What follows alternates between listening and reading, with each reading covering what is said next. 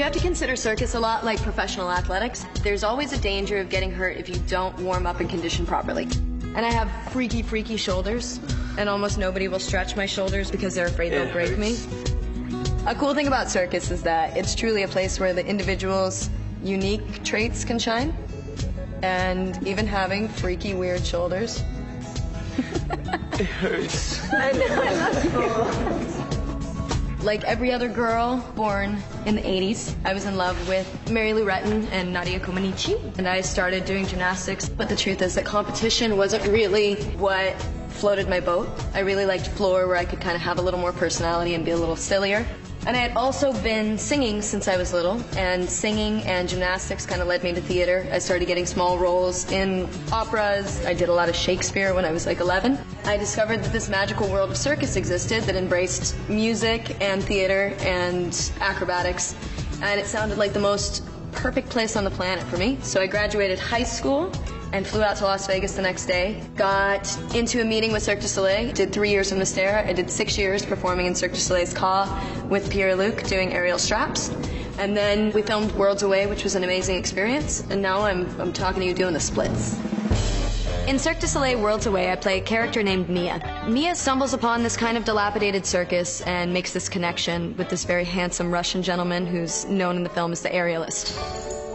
Both of them are swept away into the whimsical and mysterious world of Cirque du Soleil. They're taken through the different worlds of the different shows. They get to see a lot of cool acrobatic things, but they're also either helped or hindered by the characters that they meet along the way. It's a love story. Nice, yeah, that's lovely right there. That is. Back in the 1960s, kind of 70s, my mom actually legitimately ran away and joined the circus, primarily as a nurse, but also as a clown. She did an act with Petunia the pig. H-Mark! Performing with Cirque du Soleil in 2012 is a completely different thing. You have these incredible multi-million-dollar theaters with technology that has been developed strictly for this. Cirque du Soleil's Ka has a stage that moves, and parts of it were technology that was borrowed from shuttle launches. Circus has come a long way from the days of trucks and big tops, but the beauty is that that world still exists, and it's still the heart of our universe. Get ready for Circus Marvelous! The numbers that you see in a Cirque du Soleil show have usually been developed over the period of months or even years. In Cirque du Soleil Worlds Away, my character Mia and Igor Zaripov's character, the aerialist, do an aerial duet. We knew each other, we were friends, but we had never been in the air together. We had a very short time to put it together, so we just had to bond together and trust each other kind of immediately and just assume that everything was going to work out and be okay. Ready, and action. Andrew Adamson brings this lightness to the set. If he needs your character to laugh, he'll crack a joke or he'll make you smile or something. He brings this really beautiful levity. He brought the narrative to life, and he brought the performances out of the individuals. And then on the other side, you have another exceptional storyteller in James Cameron, who is the current master 3D technology that we're admiring today in theaters. We should be able to get in closer and kind of track them up.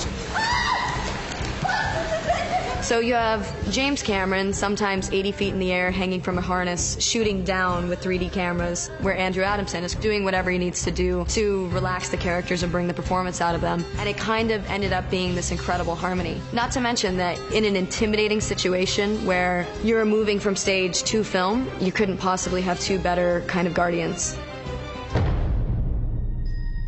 The epicenter of Worlds Away is a love story. So they exist within this crazy world with all of these extraordinary things happening, and it's beautiful, and it's 3D, and it's dynamic.